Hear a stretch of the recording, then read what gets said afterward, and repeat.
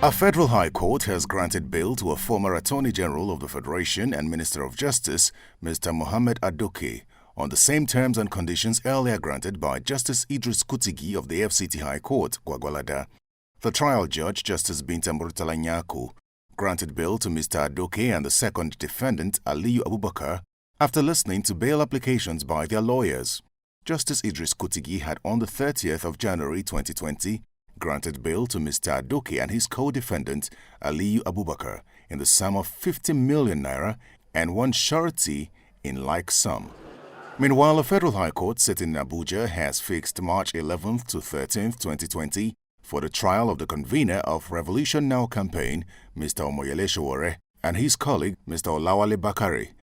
The trial judge, Justice Ijoma Ojukwu, fixed the dates after the defendants pleaded not guilty to an amended two-count charge of conspiracy to commit treasonable felony and treasonable felony. The court had earlier awarded the sum of 200,000 naira to Mr. Sowore after the court fined the prosecution for making frivolous request for adjournment. The prosecution team also informed the court that the fine has been paid to the defendant.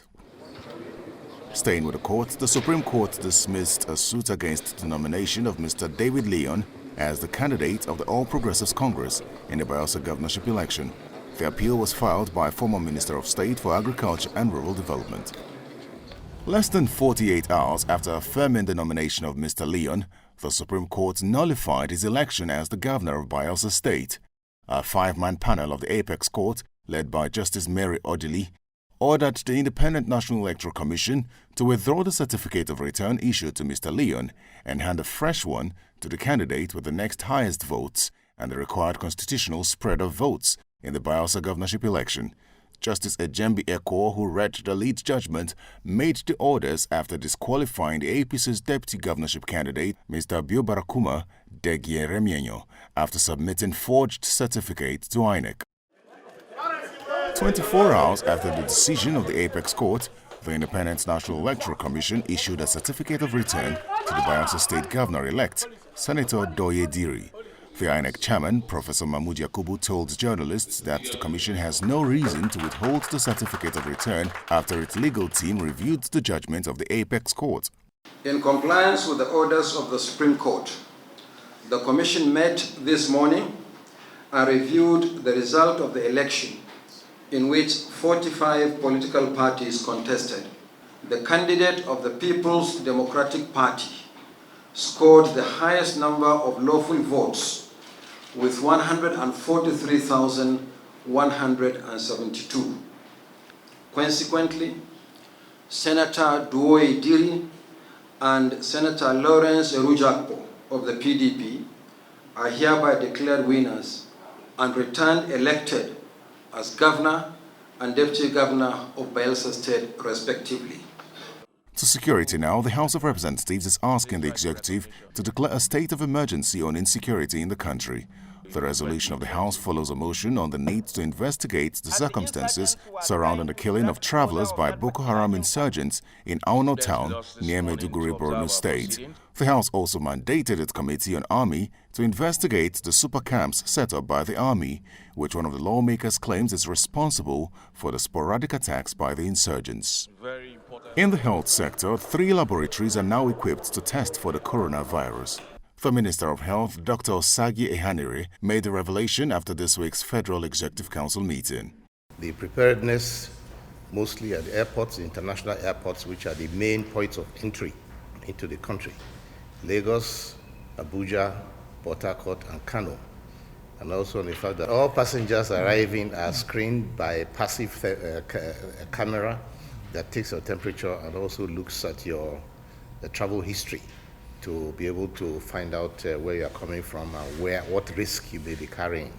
The federal government has unveiled the Nigerian Gas Transportation Network Code, a new set of regulations governing gas transportation. The code was unveiled by the Minister of State for Petroleum, Chief Timipre Silva, at the 3rd edition of the Nigerian International Petroleum Summit. Provide open and competitive access to gas transportation infrastructure and development of the Nigerian gas sector. Also, the code will stimulate the domestic gas market drive gas-based industrialization, and the realization of the government's aspiration to move 100 million Nigerians out of poverty. And finally, the acting chairman of the Economic and Financial Crimes Commission, Mr. Ibrahim Magu, is seeking the collaboration of youths in the fight against corruption. Mr. Magu made the appeal when he led a 10 million man walk against corruption. The walk was held in other parts of the country. The Minister of Sports, Mr. Darius Sunday, and the Minister of Women Affairs, Dame Pauline Talon, joined him in the walk. Youth and women own the future of this country. So that is why you are the most vulnerable.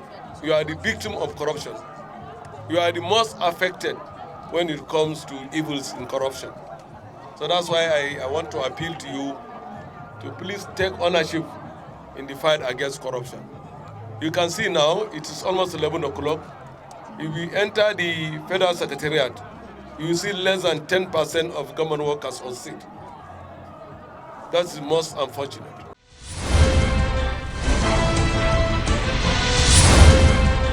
And that's Dateline Abuja for this week. But let's continue the conversations online through the email address and Twitter handle on your screens. Also, be sure to share anything that is happening within your locality with us. I'd like to also remind you that you can watch the program on youtube.com/channelsweb/videos. Thanks again for your time. I'm Ibrahim Adra. We'll see you next time.